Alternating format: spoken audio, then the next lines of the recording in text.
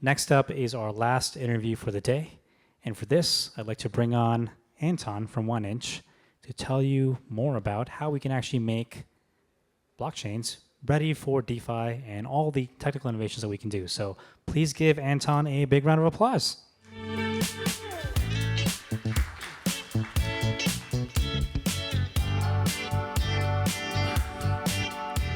Hi everyone. Welcome. 1inch has a special place in our hearts because the history of 1inch has been amazing and very big part of ETH Global's journey as well.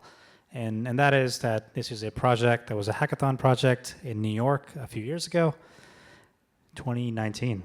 19, yeah. 19. And you've made this from a hackathon project to such an incredible business, a pillar in the DeFi space, and just so many incredible improvements that have come out of it. So I'm glad to be sharing this stage with you here and talking about all the stuff that's been going on. My kind of first question is, walk us through what the last few years have been for 1inch, from just aggregating on the AMM side from years ago to so many new products that you've done. Tell us about what 1inch does at this moment, and tell us kind of what has been some of the successes. Yeah, thank you for that question. Actually, in 2019, we participated, I think, in all ETH Global hackathons around the globe. And I remember you was wondering why you meet us at every hackathon, everywhere, like in Europe, in Asia, in India, like in the United States. And yeah, we started right on hackathon, and the project started from aggregating 3 dexes. We saw this as a real issue for us. At that time, there were like Banker, Uniswap, and Kyber. And 0x2, but that was not really... yeah, it was not really liquid since it's order book based. Comparing to AMMs, which are like almost always liquid. So yeah, what we saw that there are 3 websites, and picking the right website at the right moment would save you a few bucks, even if you're swapping like $100. But you also have to take into account gas costs, which is not easy actually. And we built a front end with smart contract to aggregate it actually. And right on Hackathon, we had aggregation among those 3 protocols. So idea was simple. Whenever you swap on any liquidity source, any DEX, the more you swap, the worse is exchange rate. So if you would split your volume among multiple pools, multiple protocols, you would get better rate. That was the original idea. We implemented it and started working on this project after Hackathon, but still participated in other hackathons. Not a reason not to participate. And yeah, we ended up that after like 1.5 years or something like that, algorithm became much more complex because we realized that we could use not only direct swaps from source token to destination token, we could utilize other liquidity. If you buy either for USDC, we could, for example, buy some Bitcoin, some USDT, and then buy either out of these coins. So it's actually like a road among the graph where nodes are different assets and edges are different liquidity sources, different pools, DEXs, or limit orders, whatever. And yeah, originally users had to perform transactions on their own. So 1inch was helping them to construct transaction that way that it will execute this flow over different exchanges to achieve the best possible rate. But after that, 2 years ago, we introduced 1inch fusion mode, and it's intent-based. And price discovery is made in a different way. Now it's a Dutch auction, which is started by user by signing order. And then competing resolvers are looking at the price which is improving for them. And once it's profitable for at least one of them, it makes sense to fill this order, because if you would wait more time, someone else will fill it. So we designed it like that, and pretty recently, like less than 1 month ago, we announced Fusion Plus. That's actually implementation for cross-chain swaps. It's like we have abstractions like limit order, Fusion, and Fusion Plus. Fusion is adding Dutch auctions. Fusion Plus is adding escrows on different chains. It's like atomic swap-based idea.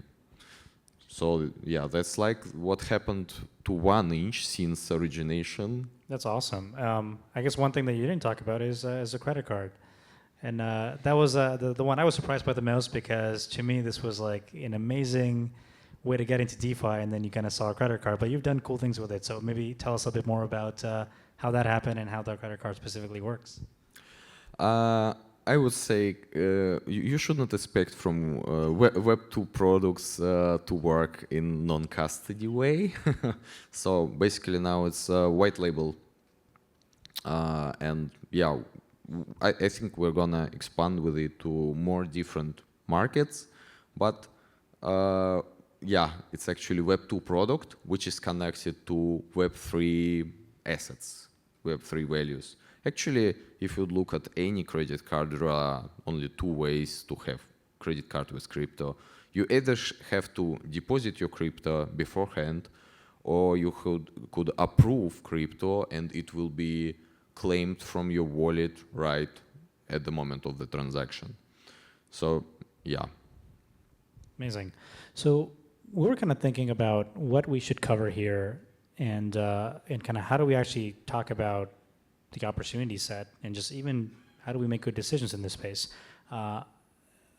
especially when we look at DeFi, where a lot of what DeFi originated from was actually taking advantage of how smart contracts were constructed across different protocols and making better optimizations. So what I want to talk about for this interview is actually some frameworks that I know you've developed on how to think and how to design protocols.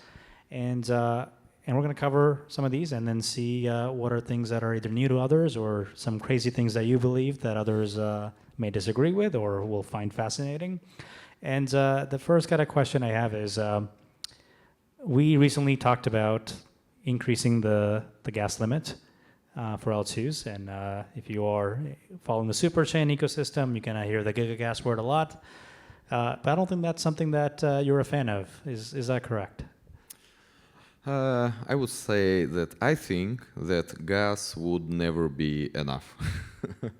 So if you would look at the perspective of software engineering development, you would see that every new software which is built nowadays, it have like a higher calculations footprint. So it's like 10, 20 years ago, we had much slower computers.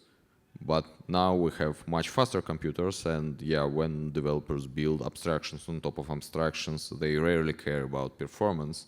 And yeah, but in blockchain, I'm not sure that we will have anytime 1,000 times more gas. So yeah, we're like, I see we're adding, increasing this limit. Once per few years, it's increasing by tens of percentages. But yeah, 1,000 times is not yet here. But we are aiming to have 1,000 times more wallets. It's not like limited by the number of people on the planet, because everyone will have, not everyone, but most of the people will have AI agents for their roles on their work, personal AI agents, and they will likely have addresses, and they will use crypto for something, probably micro payments or like whatever.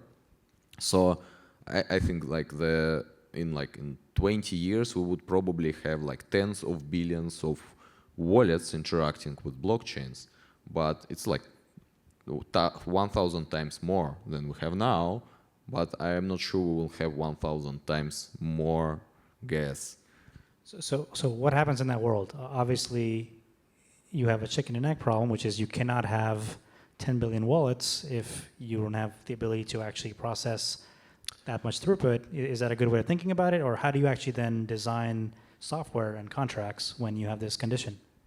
Yeah, talking about protocols, there are multiple ways to build the same functionality, but when you're building something like a protocol on architecture level, you're deciding which data structures and algorithms you're going to use to achieve something.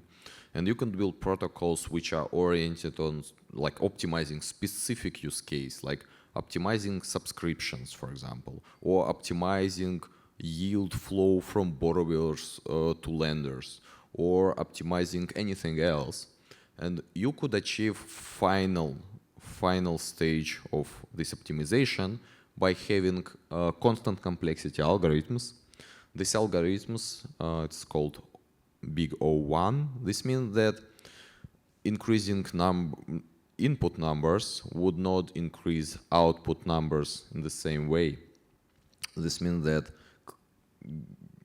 making thousands wallets involved in these specific protocols, or millions wallets, or even billions wallets, would not increase gas footprint for any operations. Is there an example they can give for this constant size algorithm? Like, is the assumption that we get to make a lot of these changes off chain and we kind of just put proofs or just kind of the net change on a single transaction, and that's kind of how you get a constant sort of tries, or are there just much smarter ways of designing contracts here? I think it's also possible. When you design protocol, part of the logic could be on-chain, part of the logic could be off-chain, but you should always have something what you can prove on-chain at the end. And yeah, starting from beginning, there are like a bunch of those algorithms. For example, even like payment channels. It's actually a thing where you can have multiple payments by signature without transactions. And at the end, you can make one short transaction which kind of proves the final state. You don't need to prove every payment in every direction in this channel. That's like O1 complexity. It doesn't matter if you made like thousands or millions or billions payments inside, settlement is the same gas costs. In Uniswap v2 pools, for example, when you swap, your swap fee, 0.3 or something, would be distributed immediately among all the liquidity providers. And you don't care if it's like thousands or millions of wallets. Gas costs are the same because there is an algorithm which makes them like a pooling of participants. In money markets, the thousands or millions of borrowers experiencing increasing of their debt every second, while thousands or millions of lenders experiencing increasing of their collaterals every second.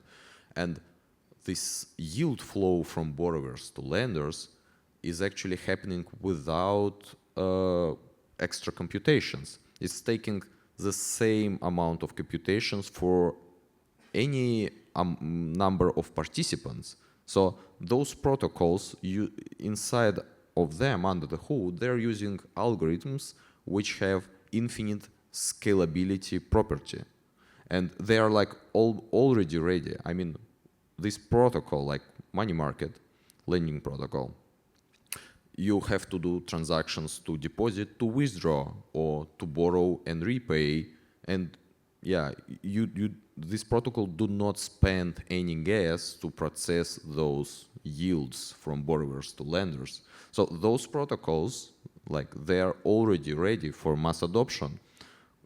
With existing gas limit, it could work with billions of wallets, because those wallets only do transactions when they actually need to get any function completed. I mean, that's a really good way kind of actually framing that, and seems like we already have examples of this, and Uniswap v2 is a great example you just talked about, and interestingly, that's been around for 4+ years. What is then a good way to think about designing protocols? If you're a founder trying to build something in DeFi, and you're now have the luxury of being able to deploy in different L2s or L2s that are constantly increasing their gas limits, and you may not have to pay too much attention in optimizing the code. Do you have kind of frameworks for how you at 1inch make protocol decisions? Yeah, I'll try to describe it. First of all, on very top level, you have to understand everything what your protocol gonna do, like all the possible methods for it, who are users, what are their roles, are they all the same roles or are different? What are actions you need? Maybe you can decrease number of those actions. The idea is that you should throw away everything what is not necessary and keep only what is necessary. I saw a lot of different implementations of a lot of different protocols, and sometimes implementation is moving numbers and variables from one corner to another corner, and this is happening from method to method like multiple times. Like every method is kinda optimized, but when you see the whole flow, how methods are using each other, you see that there are computations which are made twice, triple, or they are computing something and do computations in other way, and they're not like really efficient. So you have to wrap your mind around your like whole flow of this protocol, and you have to decompose it to understand which data structures and algorithms you're gonna have inside and which crypto primitives could be useful. There are a bunch of them. The more you know and the more you understand, the more use cases you can come up to. You should understand like how digital signatures work, miracle trees, those algorithms inside the protocols I already named, Uniswap v2, pooling of participants, money markets, like farming, different things. And when you are like aware of all those small primitives, you could understand the way you can build your new protocol in the most efficient way. And then, yeah, you have to implement it. And at the end, you can even do some micro optimizations, but it's like the final stage. Because micro optimization is something which could probably save you some gas, but the most important savings are coming from design, architectural design of the protocol. No, that makes a lot of sense. And without kind of zooming out, seeing the whole flow, you don't get to understand where the inefficiencies are. Maybe kind of on that same topic, what are some things that you think we can improve on the EVM to make DeFi more suitable? I see that the current struggling in EVM ecosystem is coming from scaling solution to have multiple layer 2s. And now we see that layer 2s, they already have some benefits comparing to side chains. That's probably the most important is that the bridge is ultimately safe comparing to other bridges, because safety of the bridge is equivalent to the safety of the whole chain, layer 2. But I think we could bring more advantages to layer 2s by introducing more precompiles, more functions which are kinda native and helps them to be more involved with layer 1. I saw proposals to have L1 S-load, L1 static call. These things could help dramatically. They could help with there are like multiple directions to solve cross-chain UX issue. I see them like from top to bottom, it's intense like swaps and something like this. And bottom to top, when we try to build ownership or wallet which owns something on different chains. So, I mean, having extra functionality on layer 2, which helps get anything from layer 1 or like interact with the layer 1 to be like closer to layer 1 would help to build more interesting, more like better solutions for both top to bottom and bottom to top cross-chain solutions. So yeah, we need more. A lot more precompiles. Yeah, more. The only way you can extend, yeah, I mean, you could add more instructions, but you could also add precompiles. Maybe precompiles is more scalable way because yeah. Yep, that's a good way to think about it. And maybe kind of last question, which you kind of already brought up on how to think about cross-chain. You've obviously been working on the aggregation on 1inch Fusion. So kind of give us an overview of kind of what's something exciting that you're enabling with Fusion. The most exciting thing for me now, I'm working on specification for non-custody cross-chain protocol. The reason why we introduced our own protocol, we have like tens of cross-chain protocols already. We tried to build a non-custody cross-chain protocol, and the only way we know to build non-custody is to have atomic swaps architecture, which was introduced like 11 years ago, even before Ethereum was started. And this means that this would allow to have functionality among any chains like Bitcoin, like Ton, Solana, Tron, EVMs, like whatever. And we built our own implementation for EVMs already. We call it 1inch Fusion Plus. But one of the core principles of this protocol is that any team is welcome and free to develop own solution for any chain, and they're free to run their own front-end operator for any chains they can support. And yeah, that's like the way we think end-game cross-chain solution could be built to create opportunities for others and make everyone involved.